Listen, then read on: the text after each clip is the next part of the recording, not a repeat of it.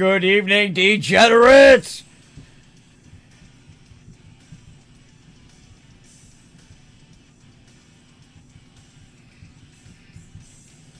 Welcome to the only show that still tells you the news without first checking if your feelings have a safe word. Yeah, that's right. I'm your host, Dirty South Josh. I'm the guy your mother warned you about and your father secretly respects.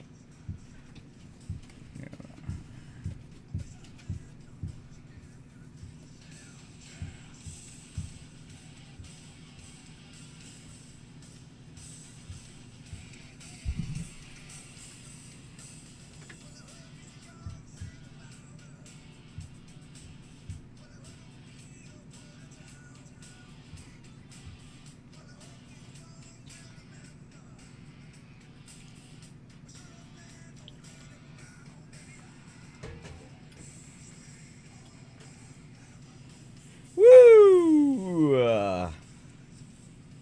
Happy Thanksgiving week. Or as the vegans call it, National Side Dish Appreciation Day. Well, we're going to rip the Band-Aid off all that a little bit early. Where is the lighter? I thought I had everything perfectly set for a flawless get-go. There it is. It was on the other side of me. I guess I became left-handed. I became a lefty for the moment. It's a rare occasion. Alright, we still got a mini blunt for later, but first off, get the doobie fired up. We're going to rip the Band-Aid off early because the country is currently a dumpster fire inside a clown car doing donuts in a gender studies parking lot.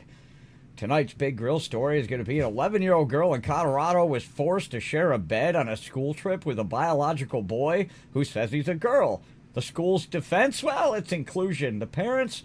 A federal lawsuit and probably a flamethrower in the garage. Meanwhile, in the headlines of doom bucket, because nothing pairs with turkey like despair, Minnesota just discovered that $250 million in COVID food money somehow ended up in the pockets of Somali terrorists. Ilyan Omar is pretending to be shocked, which is adorable because that's like Jeffrey Dahmer being surprised there's meat in the fridge. Over in the Ukraine, Zelenskyy just signed off on Trump's peace deal faster than Kamala signs off on a word salad. Putin's reportedly considering it, which in Russian means, I'll think about it a while and I'll keep bombing the crap out of kindergarten playgrounds. But sure, peace in our time. Great job, everybody. And actually just rolled out a location tag that's exposing half the MAGA internet as Nigerian princes and Russian interns. Turns out the guy who's been calling you a groomer commie for 3 years is typing from a Lagos cyber cafe between 419 scams. Shocker! Chicago's mayor says we need to stop locking people up and start hugging the root causes. Translation: the root cause is apparently a 15-year-old with a switchblade and no dad, and the solution is free community college and thoughts and prayers for the corpse. And the rapid fire segment tonight is so stacked it needs a lumbar support brace.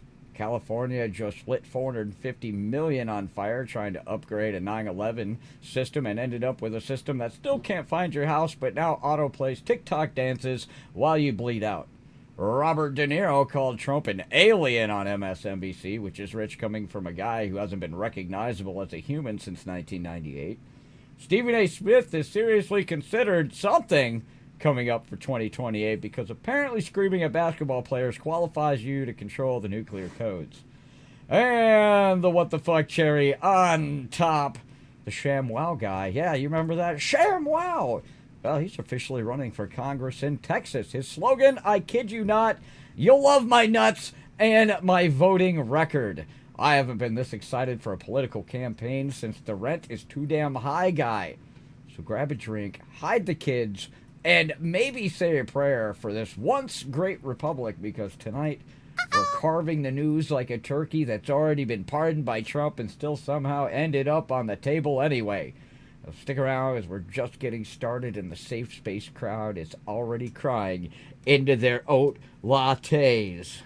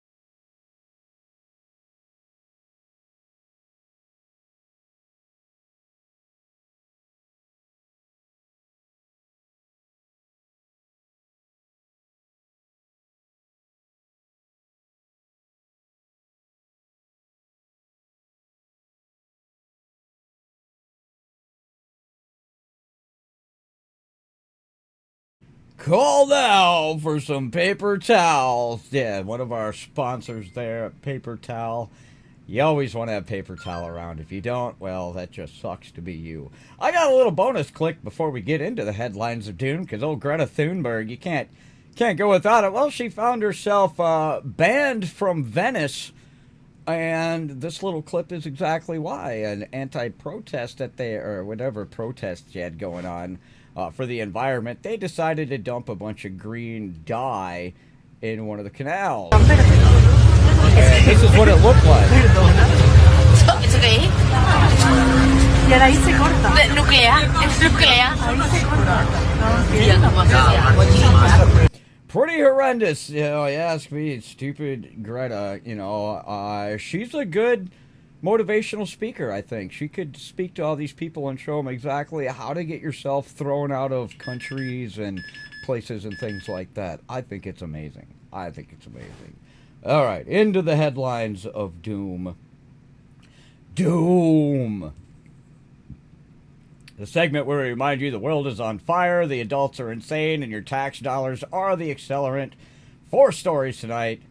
Let's light this candle. $250 million in Feed the Children money disappeared faster than Bud Light sales. Turns out it went straight to Somali terror groups while Ilhan Omar was too busy telling us her community is what helps America thrive. In fact, I got a little clip. I'm going to jump right into it right away with this part. This is like, oh, it'll burn your blood as a true American. Somalis are not terrorizing this nation. We are helping it thrive. Somalis have always seen themselves as a fabric of this nation. Okay, the fabric of this nation. I don't recall Somalis ever once being the fabric of this nation, considering they're refugees. There's like 76,000 of them. Yeah, thrive like a tapeworm thrives. They got autism clinics in Minneapolis exploded from 41 to 326 in 5 years.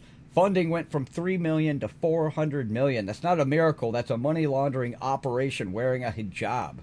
Trump just revoked protected status for Somalis and basically said, pack your bags. The gravy train derailed. Ilhan's response is, it's xenophobia. Not only are we not going anywhere. We're not going anywhere. We're not going anywhere. Hey, oh, God. She's like, oh, it's xenophobia. You can't do this. You can't do this. You know, it's freaking retarded. The stuff that they dug up, here's another bit more about it in depth that I can't hit. This next story should be a wake-up call to all Americans, however. Over the weekend, the president calling Minnesota a hub of fraudulent activity and ending protected status for Somalis living in Minnesota after a new study by independent journalist Chris Rufo exposed a spectacular Somali fraud ring stealing millions and tens of millions of dollars from Medicaid and sending that money back to the motherland to support their friends, their families, or to just outright fund terrorism in a very dangerous Islamic country.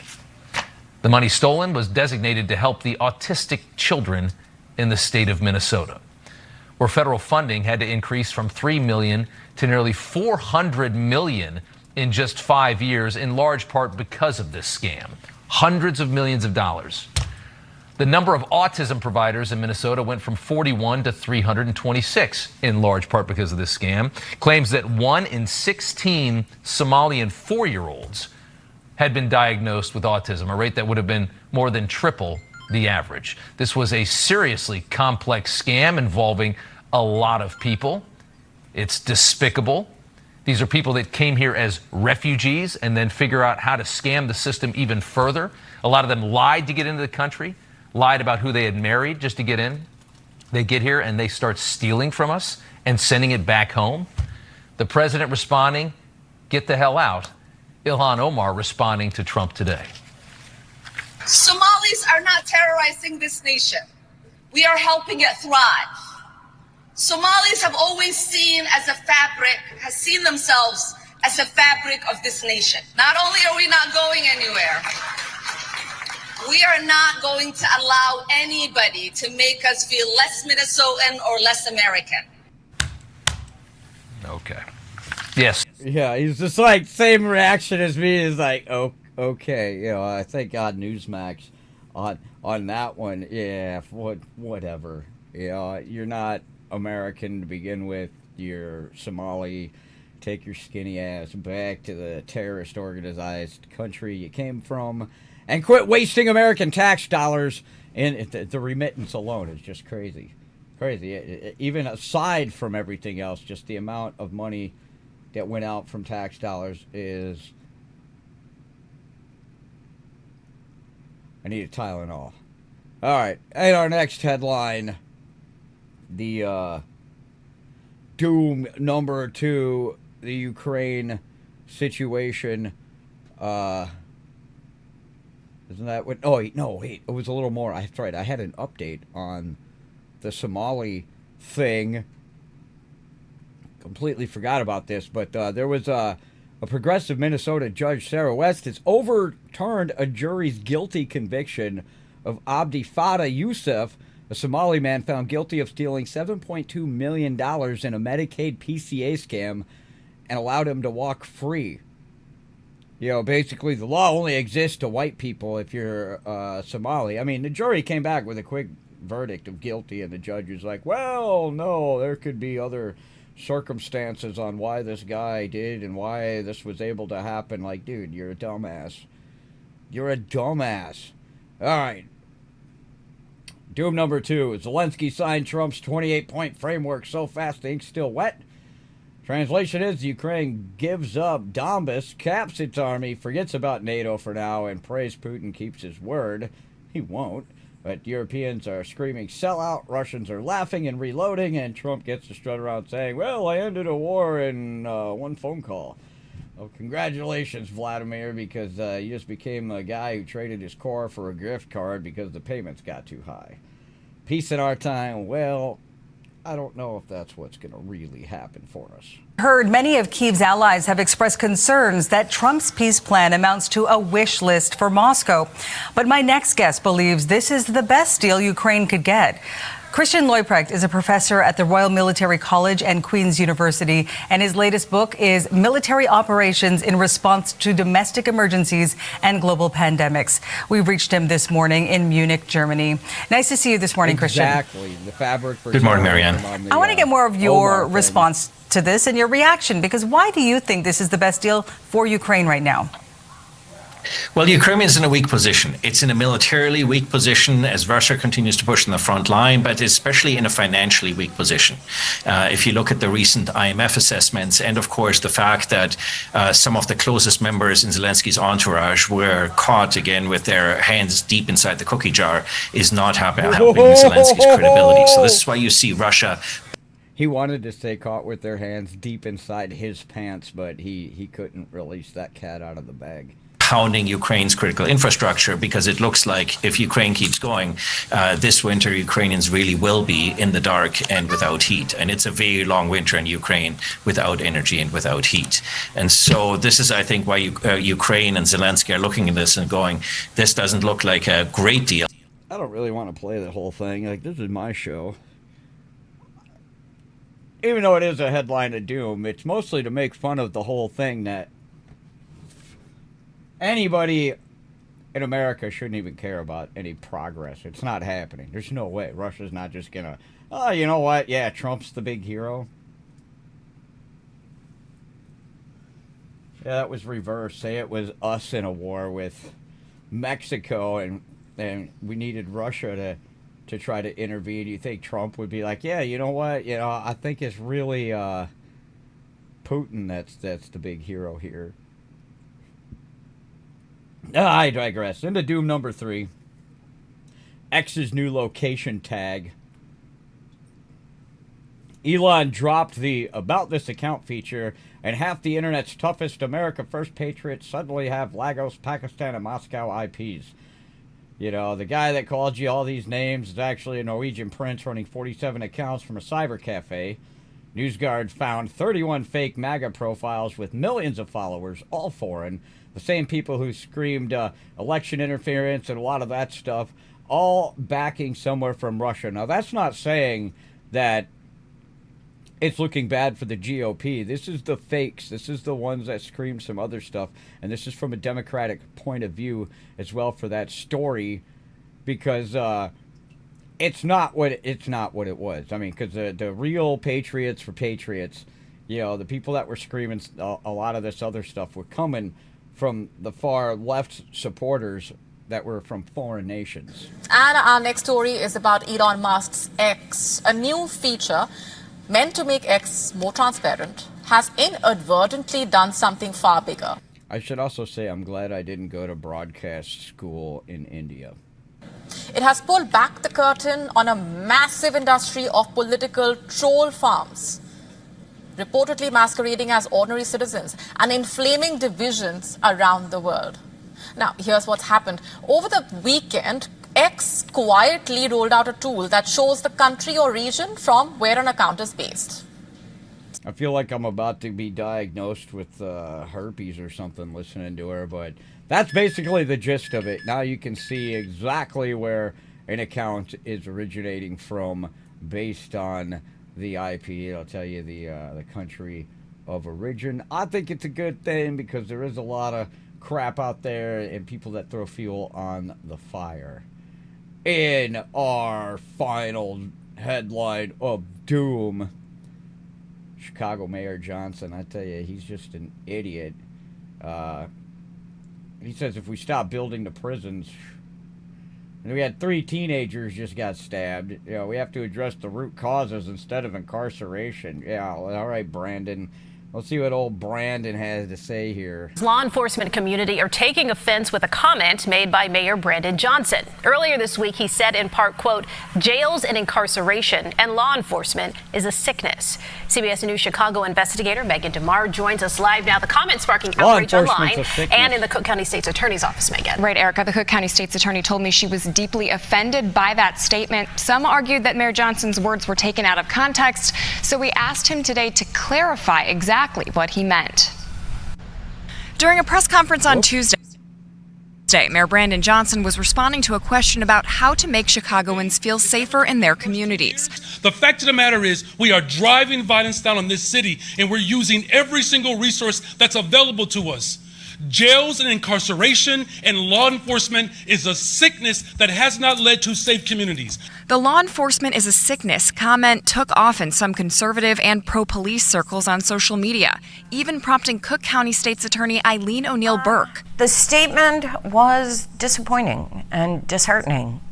We are part of law enforcement. The state's attorney's office is the prosecution arm, and that is clearly law enforcement. To voice her own outrage during a sit-down interview with me on a different topic. I have 1,300 people who work in this office who are dedicated public servants, who get up every single day to make sure that they keep women safe from domestic violence, to make sure that we are doing our jobs in protecting children from being sex trafficked, to make sure that we are prosecuting murder cases. What we do every day does not call for our eradication. When she won her race in November, O'Neill Burke was considered the law and order focused candidate and was backed by police. Hoping to clarify what Mayor Johnson meant by law enforcement is a sickness, we asked him today. The people who heard my statement, they know exactly what I meant and what I'm talking about. They're using this moment to politicize, to justify their own insecurities. I'm not going to stand for it, I'm not going to take it, and neither will the residents of this fine city. And he's like, I'm not going to answer it for the residents of this fine city either. Johnson explained that, quote, the addiction of jails and incarceration is one that we have to wean ourselves off of. Yeah, we got to wean ourselves off. You know, the root cause is you let the little bastards out to do it again and again and again. Crimes through the roof, bodies stacking up like cordwood, and this clown wants to turn Cook County Jail into a yoga studio. Here's a root cause for you. When you treat murderers like misunderstood poets, you get more murder and worse poetry. Ah, that's your 4 horsemen of the apocalypse in your headlines of doom. Got a word from our sponsor on this one. Whoops. Tired of using regular blankets like this asshole? Do they somehow destroy your heating bills? Do you struggle when trying to figure out how to put them on? Are mundane tasks like answering the phone now impossibly difficult? Well, morons, now there's hope with the new What the F blanket. The blanket that'll ruin your sex life. Now you can answer the phone with confidence. Awesome! Help Grandpa enjoy the O'Reilly factor. Spoiler alert, Snape kills Dumbledore. Your dad will blog about how comfortable he is. I can't believe a black man's president. The What the F blanket is made of the exact same materials regular blankets are, but looks twice as retarded. Basically, it's a robe that you wear backwards. The What the F blanket will turn you into a complete shut-in that never leaves the house. So color a book, drink some tea, and hold a baby. You know, things you couldn't do with a regular blanket. And don't worry, one size fits all, so creepy dads can lie in a seductive pose. With the What the F blanket, you can take your dog and roast him on an open fire, ruin your child's self-esteem, and wear it in public. Sarah's not getting a date for the prom, look at her. So whether you're reading the obituaries, or viewing scrambled porn, or clogging your arteries, or telling a racist joke, you will look like a tool. Believe it or not, some dumbasses have paid as much as $60 for the What the F blanket, which kinda makes me want to scream. Available in blueberry, mint, and blood flavors. Call now and receive a free flashlight? Why would you need a flashlight with your blanket? And she doesn't even need it. Look, you can see the text from here. She's reading it in broad daylight. What the Damn it. Side effects of the What the F blanket include, but are not limited to, heart failure, herpes, social awkwardness, never getting laid, looking like a dick, super herpes. The What the F blanket. Just give up. Just give up. The What the Fuck blanket. It's on sale right now at every tool store near ya. Right, where are we at here? I lost my mouse. My mouse decided to take a dump there. Here it is. Here it is. Alright. It's time for the big grill. Jefferson County Public Schools, Colorado, where inclusion now officially means surprise penis in your 11-year-old daughter's bed, and if you complain, you're the bigot. Here's the play-by-play because the story is so insane. It's going to need its own trigger warning. Summer 2023, a district trip to Philadelphia and D.C. Parents get a nice little permission slip that says, word for word, boys and girls will be housed on separate floors. Comforting, safe, but a total lie. Night 1. 4 kids per room. 2 queen beds shoved together because separate beds are apparently hate crimes against furniture. 3 biological girls crawl in. 4th quote-unquote girl shows up, starts changing, and boom! Full male equipment swinging like a wrecking ball at a parade. The 11-year-old victim locks herself in the bathroom and calls her mom, who is literally chaperoning 2 floors up. Mom sprints down the hallway and gets hit with the most 2025 sentence ever uttered by an American educator. We room by gender identity, not biology. We do not notify parents in advance. If you make a scene, your daughter will receive unexcused absences and academic penalties. Well, translation, we lied to your face. We put your little girl in bed with a penis, and if you don't like it, we'll fail her in math. Happy Pride, bigot. The mom threatened to call the police. Only then do they move the kid into another shared room, because giving the trans student their own room might bruise feelings more than traumatizing an 11-year-old bruises actual children. 4 families are now suing the living hell out of the district. The case is in the 10th Circuit Court right now. Same lawsuit also covers an 11-year-old boy whose male camp counselor turned out to be a biological female, identifying as non-binary, who supervised the boys in the showers. The shower! Another family begged 8 separate times for single-sex lodging, denied every single time. They ended up Airbnb-ing nearby and doing nightly hostage pickups while classmates called their kid the Jesus freak. The district's actual written defense: no student was forced to share a bed. Sure, and Bill Clinton did not have sexual relations with that woman. 2 beds pushed together, 4 kids, somebody's getting spooned, and it ain't the tooth fairy. Liberal logic is one tidy little package. Lie to parents, experiment on children, punish anyone who notices biology, and collect your DEI grant and your Ally of the Year mug at the door. The fix was brain dead easy. Give the trans kid their own room, a pull-out couch, a teacher next door. Literally anything that doesn't involve surprise co-ed sleepovers. But that would require acknowledging reality. And reality is the only hate speech they won't tolerate. If this policy stands, every school district in America just got handed a permission slip. Lie to parents, override biology, threaten your children, and call it equity. Parents aren't asking for the moon. They're asking for the bare minimum any caveman would demand. Don't put my little girl in bed with a boy and then punish her when she notices the boy at different parts. 10th Circuit, the ball's in your court. Oh, let's check the clip I've got of this from Fox News this morning on Outnumbered. A Colorado family is suing its local school district after they say their 11-year-old daughter was assigned a shared hotel bed on a school trip with a male student who allegedly identified as female. They say the Jefferson County Public School District told parents that boys and girls would be rooming on different floors. But according to the parents, that did not happen. That lawsuit cites the district's policy stating that students' gender identity, not sex assigned at birth, determines where they stay during overnight school trips. Those parents spoke about this case last year, saying their daughter was so distraught with the situation that she hid in a bathroom to call and tell them what was happening. So disturbing. We're going to fire up the blunt on this. Frankly, in disbelief. As I talked to my wife, she followed up and said, yeah, this is what's happening. So my daughter was about to climb into bed with this other child. I felt like we'd been lied to. She doesn't want to be mean. She doesn't want to be confrontational. She kind of looks up at me, and I'll never forget that look on her face. I can picture the room exactly, and just like, help me. She and I went back out into the hallway, and she said, Mom, I can't do this. Like, this is not going to work. 3 other families are joining the suit with separate grievances. Outnumbered has reached out to the school district for comment. We have not yet heard back on this issue.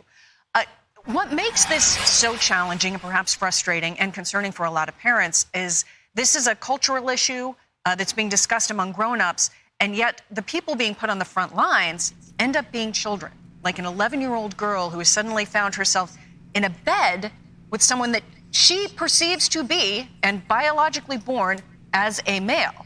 And the semantics that go into this ahead of time, which many parents, as these parents thought, were misleading on the part of the school district.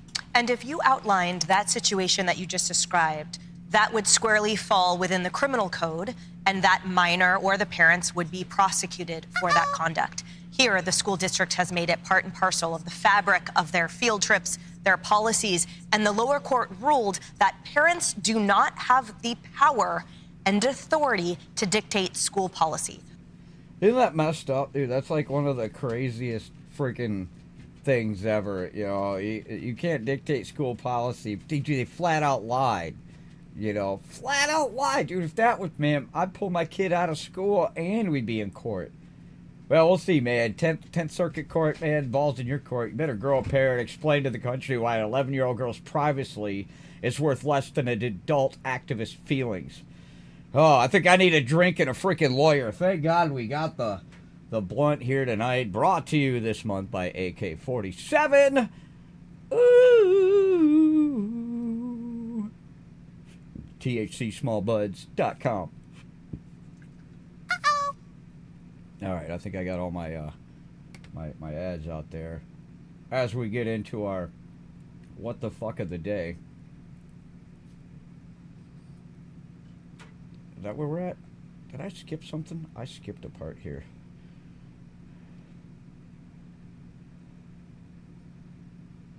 The time is Where the hell's my rapid fire? Woo, man. I apologize for the messiness here.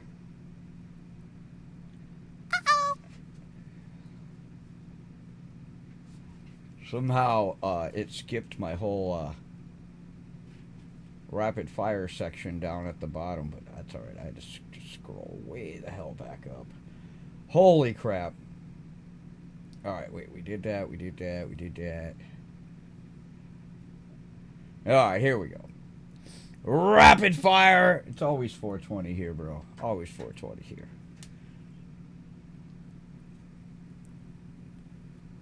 You tuned in on Twitch at Blunt Force Josh with Blunt Force Politics. This is episode 16. And we are in the rapid fire. Trump's back in the White House. Check it out.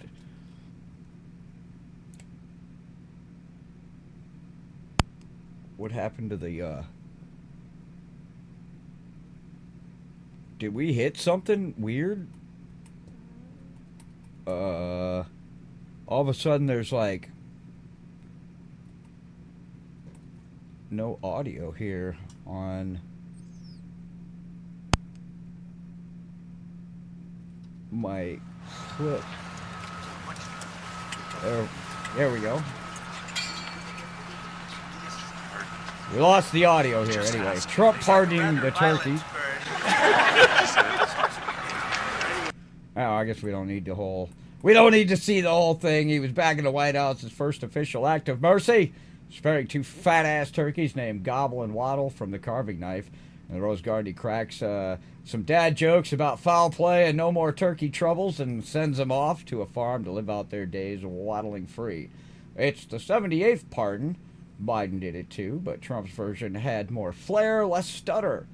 The edgy in it, a world where we're pardoning criminals left and right. At least these birds earned it by not plotting a coup. Meanwhile, the real turkeys in D.C. keep getting reelected. He also jokingly said he was going to call them Nancy and Chuck, but said he would never actually pardon Nancy or Chuck, so it wouldn't be appropriate to have named the birds that. He said he had a Pritzker joke too, but he wasn't going to say it.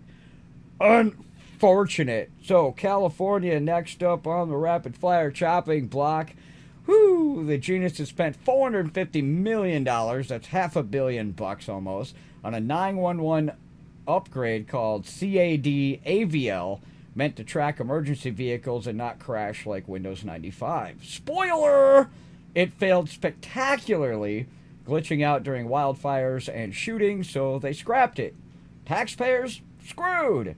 Official blame? Legacy systems. But really, it's liberal utopia in action. Throw money at tech bros, get nothing but excuses. Rogan would say it's like upgrading your podcast setup and ending up with dial-up. Now they're starting over because why not waste another fortune? Yeah, if you don't want to listen to me, you can listen to NBC about this. For hours last night, a critical 911 system failure left dispatch centers in parts of California flying blind, forced to operate like it was in the early 1980s, with no information showing who was calling or where they were calling from. Investigative reporter Hilda Gutierrez joins us with this new development in a 911 system that's had a lot of problems. Hilda. During yesterday's outage, dispatchers couldn't see a caller's phone number or location.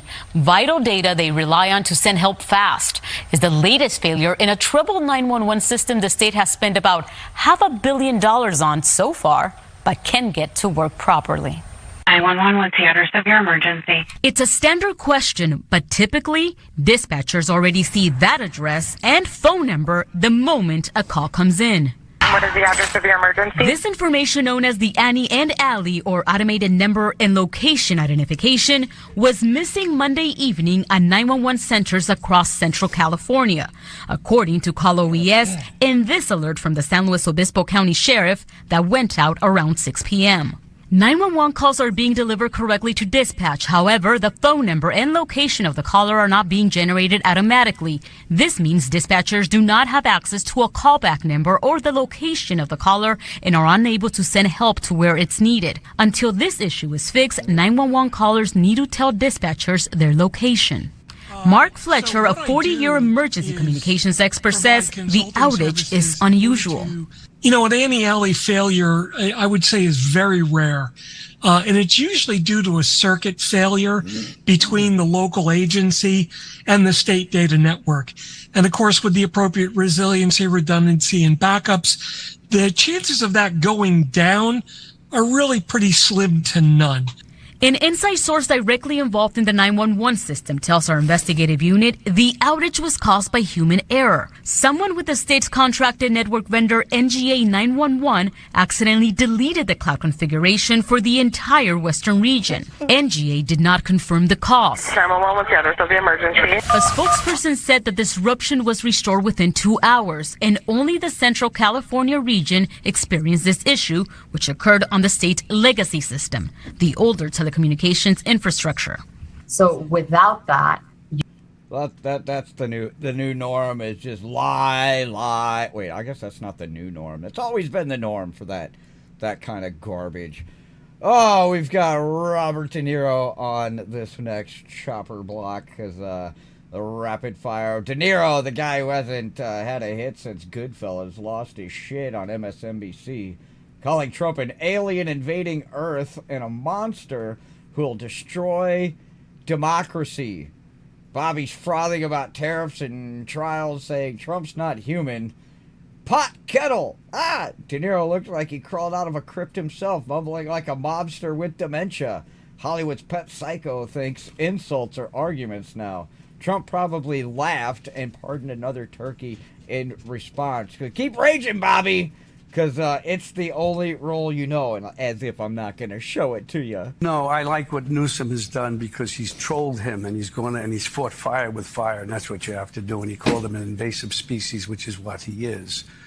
So he's not. He's a thing that doesn't understand. Trump does not understand anything about humanity, people. He has no empathy. I don't know what he is, but he's an alien, and he wants to hurt this country. It's something deeply psychological in him. He wants to hurt people. He wants to hurt this country. He doesn't care. And what saddens me the most, upsets me the most, is that people follow him and they think and they kiss his ass and they look up to him. And I don't understand it. I don't understand the people in his cabinet, some of them, Rubio. You do realize you're talking shit about the 74 million Americans that all voted for him to do exactly what he's doing, and jackasses like De Niro sit there and think they're just talking crap about an individual person, forgetting entirely that the majority of this country voted for him, not just the Electoral College, but the popular vote as well. So stop being a jackass, De Niro. Go back to being a failed, washed-up has-been. All right, the 2026 World Cup is set to drop. It's going to be interesting. Might get stuck with powerhouses like Brazil, Germany, or Argentina. Or it could be dropping the short straw with the underdogs like Iran for some maximum drama. Hosted with Mexico and Canada.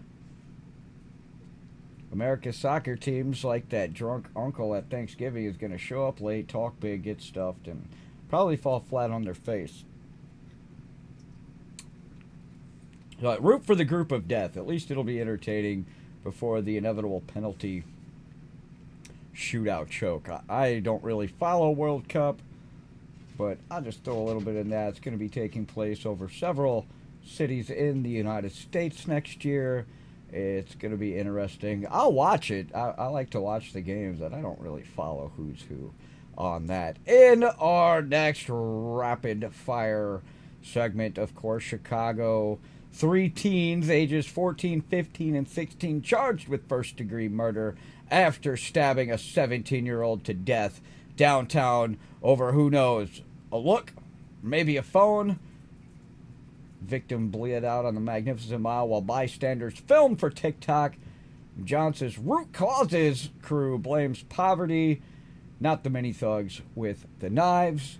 Here's your story on that from CBS News. And developing this morning, 4 people are now charged in connection to a deadly stabbing in the Loop, and we've learned 3 of the accused are teenage boys. The most serious charges right now against a 14-year-old boy and 16-year-old boy. They are both charged with first-degree murder in this situation. Another 14-year-old boy is charged with armed robbery, and then there's a 23-year-old man who's now charged with damage of government property. The victim had no ID and is believed to be experiencing homelessness. He was found just before 7:30 Sunday morning near Wabash and Adams, and he died at the hospital. It's like he had a case of homelessness. Are expected in court later today. He experiencing. He had a sudden case of homelessness. It was an acute case of homelessness. She said that so odd and mad. He was experiencing homelessness as if it's some kind of. I guess maybe that's a normal thing in Chicago. I don't know. I haven't been down there in a while to Chirac.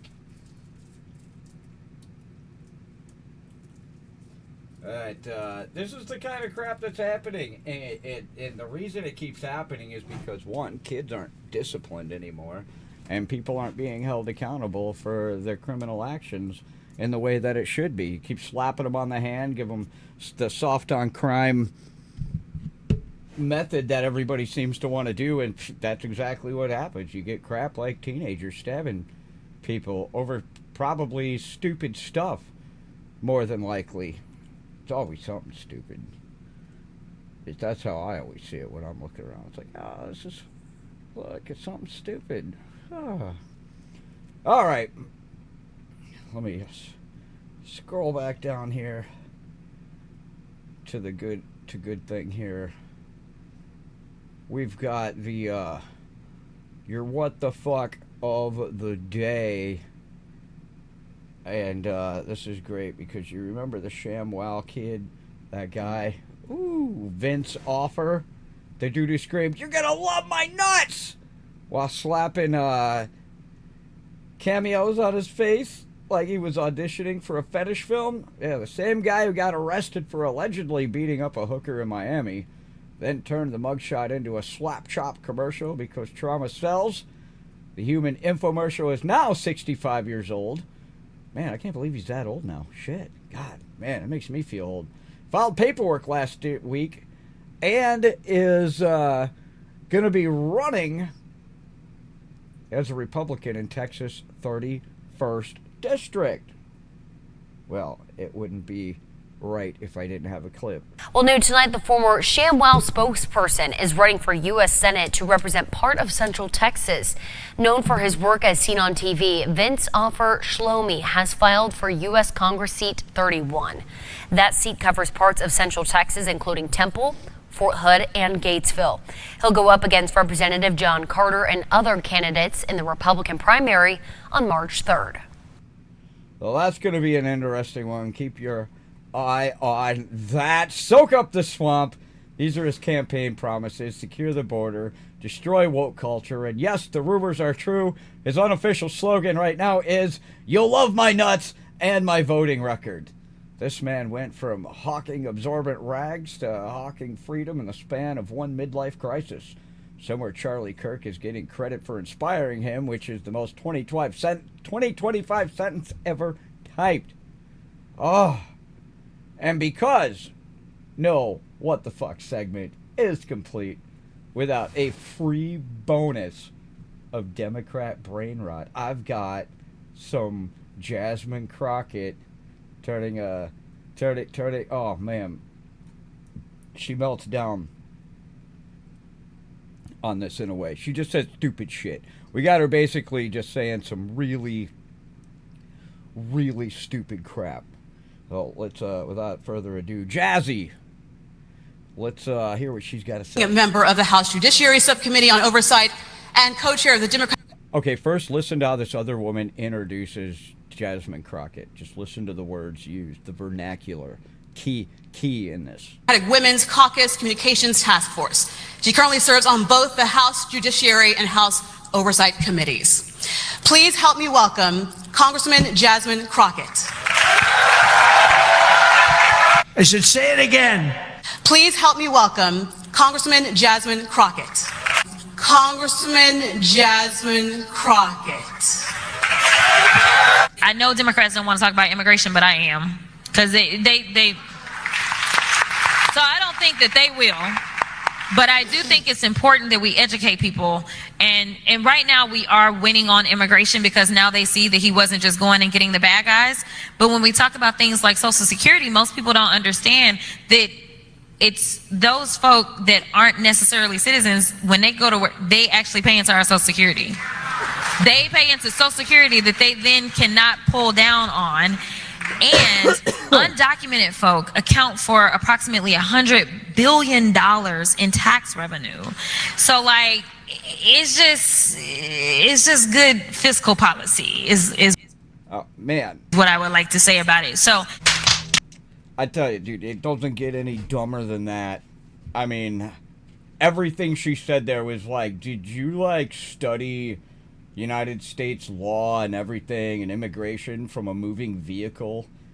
You know, like that's what I feel like she did. Like, same with AOC. A lot of the statements they make, it's just like, really? Like, where Where did you hear that? Where the hell did you hear that? We can't win with these people, I tell you. All right. Anyway, let's wind this out a little earlier tonight, but that's okay, and that's it. Another day where the Democrats proved once again they couldn't organize a 2-car funeral without turning one of the cars into a drag queen bookmobile and setting the other one on fire for insurance money. We got public schools forcing 11-year-old girls to share beds with boys and calling the moms domestic terrorists for noticing the difference. $250 million in baby food money magically teleported to Al-Shabaab, while Ilhan Omar screams racism louder than the explosion that money just bought. We got Chicago's mayor hugging root causes while actual corpses pile up faster than unpaid light bills. We got California torching $500 million on a 911 system that still can't find your house, but now auto plays pronouns while you bleed out.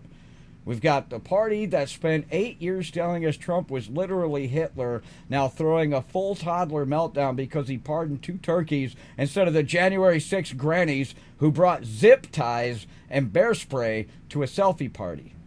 This is what happens when your entire ideology is run by people who think men can get pregnant, borders are racist, and the solution to teenage switchblade artists is free yoga and reparation coupons. Democrats aren't the party of the working man anymore. They're the party of the whining class, the grooming class, the grifting class, and the please clap while we set your money on fire class. So here's to the modern left. May your pronouns stay confusing, your cities stay on fire, and your reparations checks keep bouncing harder than your crime policies. And remember, folks, if the news ever stops being this insane, check your pulse. You might already be Canadian. So, good night. Stay alarmed. Stay armed. Stay sane.